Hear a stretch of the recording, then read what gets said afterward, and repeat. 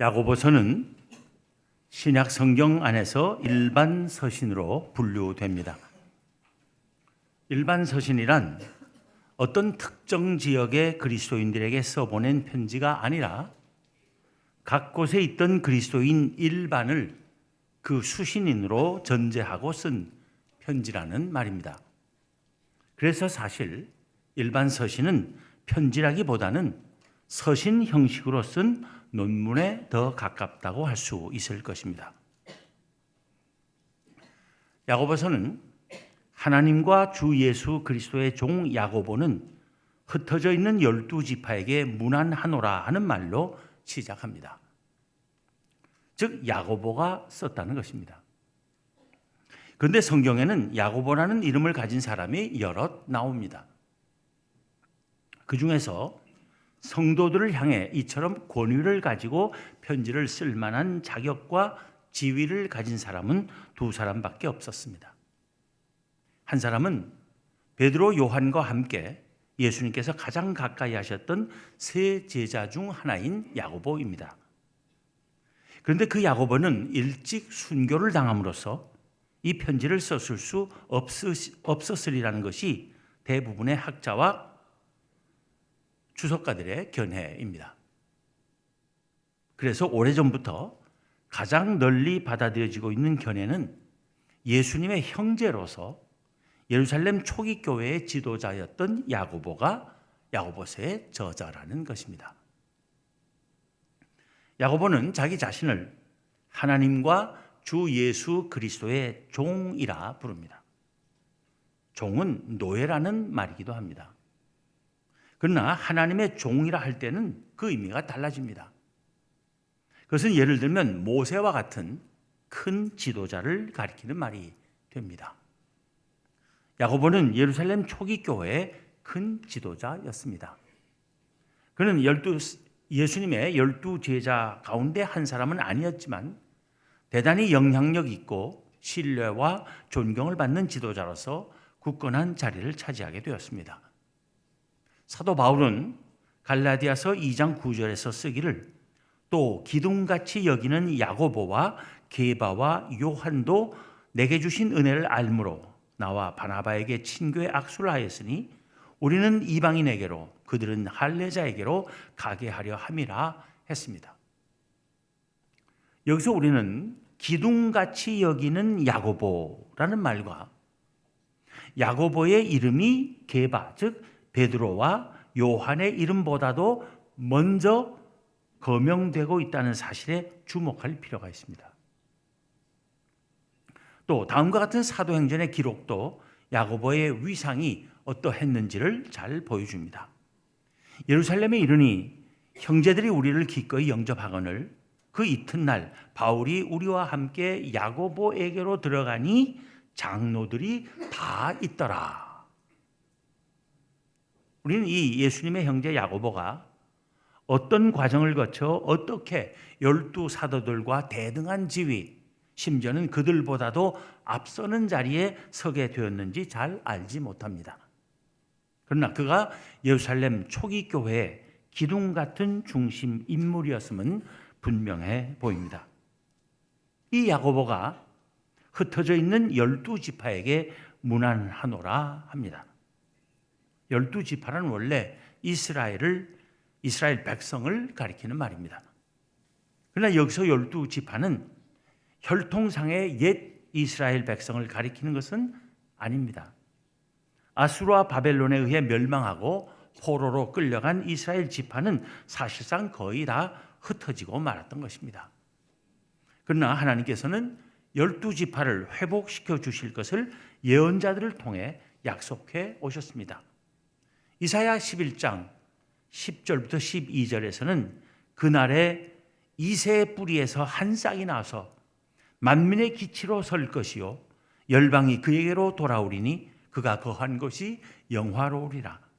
그날에 주께서 다시 그의 손을 펴사 그의 남은 백성을 아수르와 애굽과 바드로스와 구스와 엘람과 시날과 하맛과 바다 섬들에서 돌아오게 하실 것이라. 여호와께서 열방을 향하여 기치를 세우시고 이스라엘의 쫓긴 자들을 모으시며 땅 사방에서 유다에 흩어진 자들을 모으시리니 했고, 또 이사야 11장 16절에서는 그의 남아있는 백성 곧 아수르에서 남은 자들을 위하여 큰 길이 있게 하시되 이스라엘이 애굽 땅에서 나오던 날과 같게 하시리라 했습니다. 여기서 우리는 단순히 흩어졌던 옛 이스라엘의 회복이 아니라 이새의 뿌리에서 한 싹이 나서 그로 말미암아 이스라엘이 회복될 것이라는 말씀에 주목해야 합니다. 즉 여기서의 12지파란 이새의 뿌리에서 난 싹이신 예수 그리스도를 통해 부르심을 받고 한 백성을 이루게 된 새 이스라엘을 가리키는 것이며, 예루살렘에서 시작된 박해로 말미암아 사방으로 흩어졌던 유대파 그리스도인들을 지칭하는 말이고, 더 나아가 전 세계 속에 흩어져 살며 그 시민권을 궁극적으로 하늘나라에 두고 있는 모든 그리스도인으로 이해할 수 있을 것입니다. 이렇게 볼 때 하나님과 주 예수 그리스도의 종 야고보는 흩어져 있는 12지파에게 문안하노라 한 말은 야고보서가 예수 그리스도를 하나님의 아들로, 하나님께서 그의 택하신 백성들을 위하여 왕과 구원자로 보내신 이로 믿고 그 안에서 하나님 나라의 백성됨과 하나님 나라의 도래를 확신하며 온 땅에 흩어져 살고 있는 모든 그리스도인을 향한 하나님의 말씀임을 가리키는 것이라 할 수 있습니다. 여기서 야고보서는 초기 교회 당시의 그리스도인들만 위한 말씀이 아니라 오늘날 우리에게까지도 미치는 하나님의 말씀으로 받아들여질 수 있게 되는 것입니다. 특히 박해 아래 있고 그 때문에 흩어짐 가운데 있으며 그로 말미암아 가난 속에 살고 그로 인해 온갖 시험 중에 있는 그리스도인들이 어떻게 인내하며 믿음을 지킬 수 있을지 그 지혜와 용기를 주는 귀한 하나님의 말씀이 될 것입니다. 그러기에 본문 1절의 인사말에 이어 2절부터 4절에서 야고보가 제일 먼저 거론하는 문제는 시험과 시련과 인내의 문제입니다. 내 형제들아, 너희가 여러 가지 시험을 당하거든 온전히 기쁘게 여기라. 이는 너희 믿음의 시련이 인내를 만들어내는 줄 너희가 알미라. 인내를 온전히 이루라. 이는 너희로 온전하고 구비하여 조금도 부족함이 없게 하려 함이라. 여기서 야고보는 시험을 당하는 이들에게 어떻게 하라고 권면합니까? 여러 가지 시험을 당하거든 온전히 기쁘게 여기라 하는 것입니다. 시련은 인내를 만들어낸다 하는 것입니다. 인내는 우리로 온전하고 구비하여 조금도 부족함이 없게 한다는 것입니다. 뒤따르는 본문 5절부터 8절의 말씀도 시련을 인내로 극복하는 믿음의 자세를 가르치고 있습니다. 너희 중에 누구든지 지혜가 부족하거든 모든 사람에게 후히 주시고 꾸짖지 아니하시는 하나님께 구하라. 그리하면 주시리라. 오직 믿음으로 구하고 조금 더 의심하지 말라. 의심하는 자는 마치 바람에 밀려 요동하는 바다 물결 같으니 이런 사람은 무엇이든지 주께 얻기를 생각하지 말라. 두 마음을 품어 모든 일에 정함이 없는 자로다. 본문 9절부터 11절에서는 앞선 2절에서 말하는 여러 가지 시험 중 한 가지를 예를 들어 언급하고 있습니다. 가난과 부유함 때문에 오는 시험입니다. 가난도 시험거리가 될 수 있고 부유함도 시험거리가 될 수 있으며 가난한 사람과 부유한 사람들이 한 공동체 안에 같이 있어서 생기는 불평등 또한 시험거리가 될 수 있습니다. 야고보가 편지를 쓴 흩어져 있던 그리스도인 공동체에서도 그런 일이 있었던 것 같습니다. 가난하거나 사회적 신분이 낮은 사람은 부유한 사람과 함께 있을 때 자랑할 것이 없음으로 인해 시험에 들고, 부유한 사람은 그 부를 자랑하며 남을 업신여기고 교만해하는 시험에 들 수 있는 것입니다. 이에 대해 야고보는 양쪽 사람 모두에게 권면을 하고 있습니다. 교회 안에서 자랑할 것이 없는 사람들에게와 헛된 것을 자랑하는 사람들에게 진정 자랑할 것이 무엇인지를 가르치고 있는 것입니다. 9절부터 11절을 봅니다. 낮은 형제는 자기의 높음을 자랑하고 부한 자는 자기의 낮아짐을 자랑할지니 이는 그가 풀의 꽃과 같이 지나갑니다. 해가 돋고 뜨거운 바람이 불어 풀을 말리면 꽃이 떨어져 그 모양의 아름다움이 없어지나니 부한 자도 그 행하는 일에 이와 같이 쇠잔하리라. 먼저 9절에서의 낮은 형제란 가난하여 자랑할 것이 없다고 여기는 사람들을 가리킵니다. 그들에게 야고보는 자기의 높음을 자랑하라 말합니다. 낮은 자들에게 있어서 자기의 높음이란 무엇이겠습니까? 세상적으로는 낮을지 몰라도 예수 그리스도의 은혜로 인하여 하나님 앞에서 이 세상 그 누구와도 동등해진 것을 말합니다. 그것이 높아진 것입니다.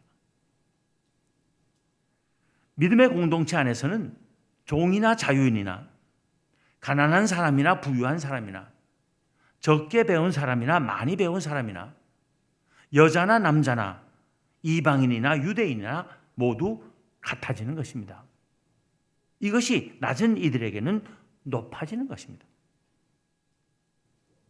낮은 형제들은 이것을 자랑하라는 것입니다. 자랑할 것이 없다고 원망하고 불평하고 자포자기하고 그러느라고 시험에 들지 말고 예수 그리스도 안에서의 은혜로 인하여 다른 모든 사람들과 동등하게 하나님의 자녀가 되고 하나님 나라의 백성이 되며 그리스도의 일꾼이 된 것과 그리스도처럼 하늘나라로 들어 올려질 것을 기뻐하고 감사하며 자랑할 줄 알아야 한다는 것입니다. 이것이 교회가 갖는 힘입니다. 세상에서는 가진 것이나 배운 것이나 각 차지하고 있는 자리가 다 다를지 몰라도 교회 안에서는 누구나 하나님의 자녀로 택하심을 받은 백성으로 꼭 같다는 것입니다. 교회 외에 다른 것에서는 이런 일이 있을 수가 없습니다. 그것이 복된 일입니다. 우리는 그것을 자랑해야 한다는 것입니다. 다른 한편 야고보는 부한 자는 자기의 낮아짐을 자랑하라 합니다.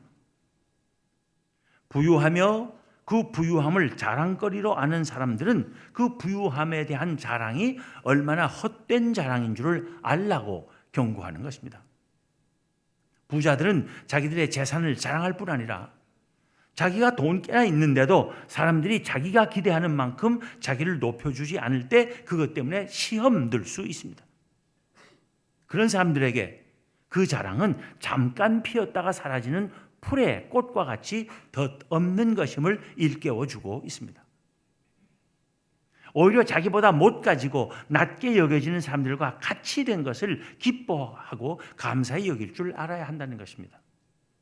왜냐하면 그렇게 되는 것은 그리스도 안에 있는 것이며 하나님과 더불어 사는 것이기 때문입니다. 이 말씀을 뒤집어서 생각할 수 있기를 바랍니다. 만일 없는 사람들과 또 낮은 것 같이 여겨지는 사람들과 동등하게 되지 못하고 하나 될 줄 모르고 교만하고 높아지려고 하는 사람들은 예수 그리스도 안에 있지 않다는 것입니다. 하나님과 더불어 사는 사람이 아니라는 것입니다.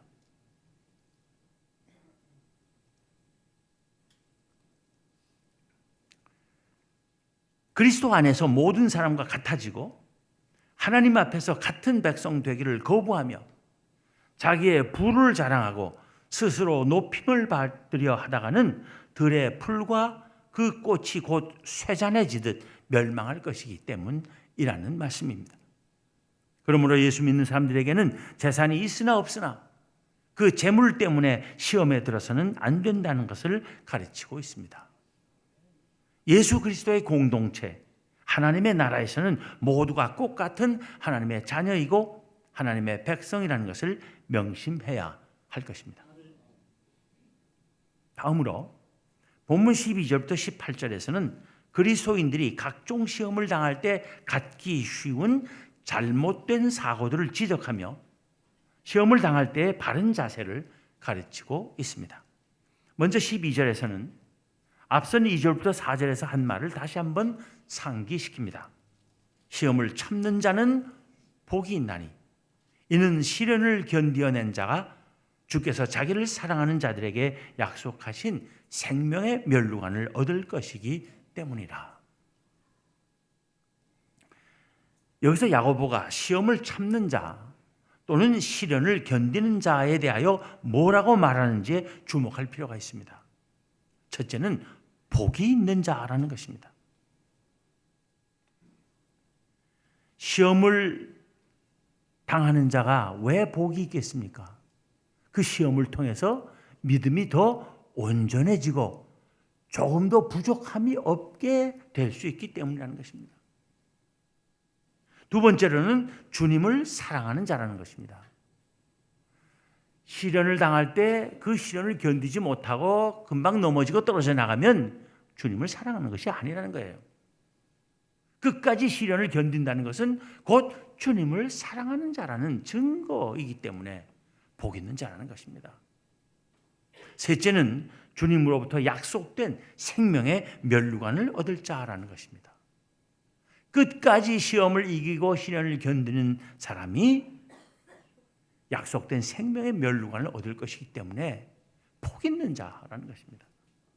여기서 우리는 내 형제들아 너희가 여러 가지 시험을 당하거든 온전히 기쁘게 여기라 한 2절의 말씀을 더 잘 이해할 수 있는 것입니다.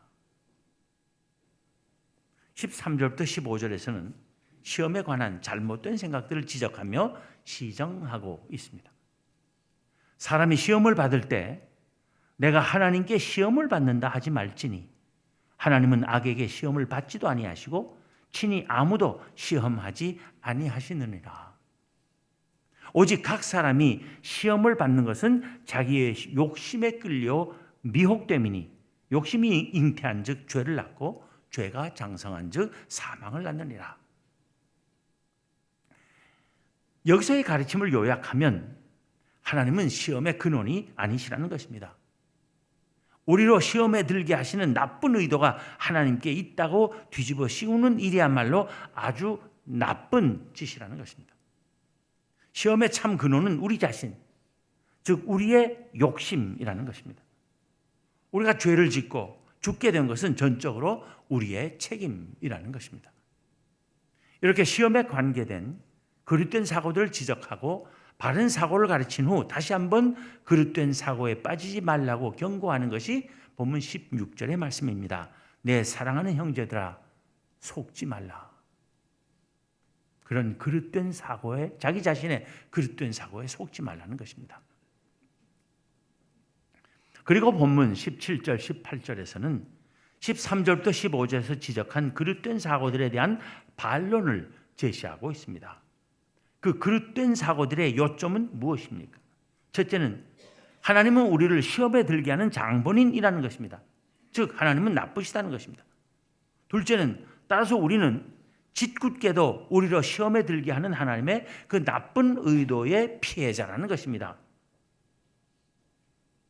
여기에 대해 야고보는 정면으로 반박합니다.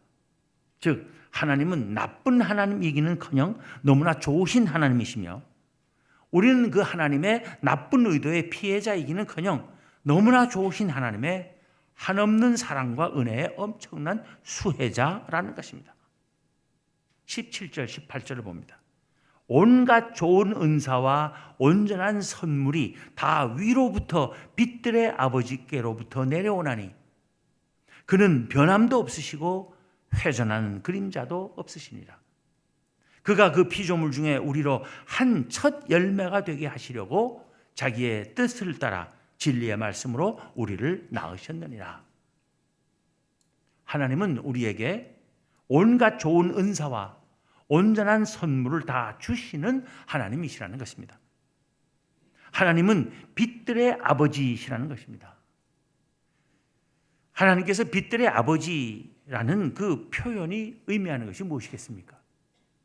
거짓과 악이 전혀 함께 할 수 없는 분이시며 자녀에게 온갖 좋은 것을 모두 다 주는 것밖에는 모르시는 아버지이신 그런 하나님이시라는 것입니다. 하나님은 또 변함도 없으시고 회전하는 그림자도 없으시다는 것입니다. 무슨 뜻입니까? 우리를 사랑하는 것 같다가 갑자기 시험에 빠지게 하고 이랬다 저랬다 변덕스럽게 굴면서 우리를 힘들게 하는 그런 고약한 하나님이 아니시라는 것입니다. 하나님께서는 피조물 중에 우리로 한 첫 열매가 되게 하시려고 자기의 뜻을 따라 진리의 말씀으로 우리를 낳으셨다고 합니다. 우리를 한 첫 열매가 되게 하신다는 것이 무슨 뜻입니까? 하나님께서 모든 생명의 첫 태생, 그것은 내 것이라, 내게 속한 것이라 말씀하셨습니다. 우리를 첫 열매가 되게 하신다는 것은 우리를 하나님께 속한 자, 곧 하나님의 백성으로 택하시고 삼으셨다는 것입니다. 이 하나님을 우리가 믿어야 하는 것입니다. 시험에 처할 때 하나님을 원망하거나 사탄이나 어떤 다른 사람이나 사건의 그 책임을 전가하려 하거나 다른 어떤 이유를 만들어 핑계하려 할 것이 아니라 우리 자신을 돌아볼 수 있어야 할 것입니다. 하나님은 언제나 어디서나 무슨 일에든 변함없이 선하신 분이시며 우리는 그의 말로 다 할 수 없는 은혜를 입고 있는 존재들임을 항상 잊지 말아야 합니다. 모든 시험은 우리 안에 있는 죄의 잔재와 탐욕 때문에 일어나는 것임을 명심하며 우리 자신을 다스릴 줄 알아야 할 것입니다. 그것이 시험을 이기는 지혜입니다. 이 지혜를 우리에게 주시기를 우리는 날마다 성령께 간구해야 할 것입니다.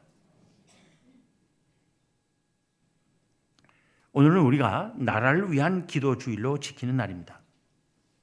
1948년 5월 31일 이 나라의 재헌국회가 첫 본회의를 시작할 때 그 재헌의원 중에 최연장자인 이승만 박사가 우리가 독립을 얻게 된 것은 우리의 힘이 아니라 하나님의 은혜라고 이야기하면서 따라서 우리는 이 국회를 시작하기 전에 기도하고 시작해야 된다고 하며 재헌의원 가운데 한 사람이었던 감리교회 이윤영 목사님에게 기도를 부탁했습니다. 이 나라는 하나님께 기도하며 출발한 나라입니다. 늘 하나님께 기도하고 하나님 앞에 바른 믿음을 지키면 하나님께서 복 주시고 번영케 하실 나라라고 우리는 믿습니다. 그래서 이 재헌국회 때 첫 본회의를 시작하기 전에 했던 그 기도를 우리는 매년 5월 마지막 주일을 나라를 위한 기도 주일로 정하고 함께 기도해 왔습니다. 이윤영 목사님의 그 기도는 오늘날도 참으로 훌륭한 가치 있는 기도입니다. 그래서 가능하면 그대로 일대 오늘날에 맞춰 최소한도로 문장을 바꾸어서 기도하곤 합니다. 준비된 그 기도문을 함께 읽음으로 기도하겠습니다. 우주와 만물을 창조하시고 인간의 역사를 섭리하시는 하나님, 이 민족을 돌아보시고 이 땅에 복을 내리셔서 감사에 넘치는 오늘이 있게 하심을 진심으로 감사합니다. 하나님께서 오랜 세월 동안 이 민족의 고통과 호소를 들으시고 정의의 칼을 빼셔서 일제의 폭력을 굽히셨으며 세계인의 양심을 움직이시고 우리 민족의 염원을 들으심으로써 역사적인 환희의 날이 우리에게 오게 하시고 하나님의 섭리가 세계 만방에 드러나게 하셨음을 믿습니다. 하나님, 아직까지 남북이 둘로 갈린 이 민족의 고통과 수치를 씻어주시고 우리 민족, 우리 동포가 손을 같이 잡고 웃으며 노래 부르는 날이 우리 앞에 속히 오게 해 주시기를 기도합니다. 하나님, 민생의 도탄이 오래갈수록 이 땅의 악마의 권세만 확대될 것이오니 거룩하신 하나님의 영광이 속히 이 땅에 임하게 하시기를 원합니다. 우리에게 독립을 주신 하나님, 이제는 남북의 통일을 주시고 또한 민생의 복락과 아울러 세계 평화를 허락하여 주시기 원합니다. 하나님의 뜻에 따라 국민을 대표하도록 선택된 대통령과 국무위원들, 국회의원들, 사법부의 지도자들이 그들의 책임이 중차대함을 통감하게 하시고 하나님과 국민 앞에 겸손하게 하시며 지혜와 용기와 국민의 대표로서 필요한 모든 덕을 그 모든 것의 근원이 되시는 하나님께 간구하게 하여 주옵소서. 하나님, 이 사회의 모든 지도자들이 애국심과 정의감으로 그 직무를 다하게 하여 주옵소서. 북한이 국제적인 여론과 경고를 무시하고 미사일 발사와 핵실험을 강행하여 전 세계의 비난과 제재를 받고 있으면서도 도발과 전쟁 위협을 그치지 않는 이때에 각계각층의 지도자들은 마음을 모아 모든 문제를 바르고 슬기롭게 해결하며 민족의 영혼인 통일과 화합을 향하여 확실히 나아가게 하시고 자손만대에 빛나고 푸르른 역사를 세우게 하여 주옵소서. 하나님께 큰 영광을 돌리는 이 나라 이 민족 되게 하여 주옵소서. 우리 주 예수 그리스도의 이름으로 기도합니다. 아멘.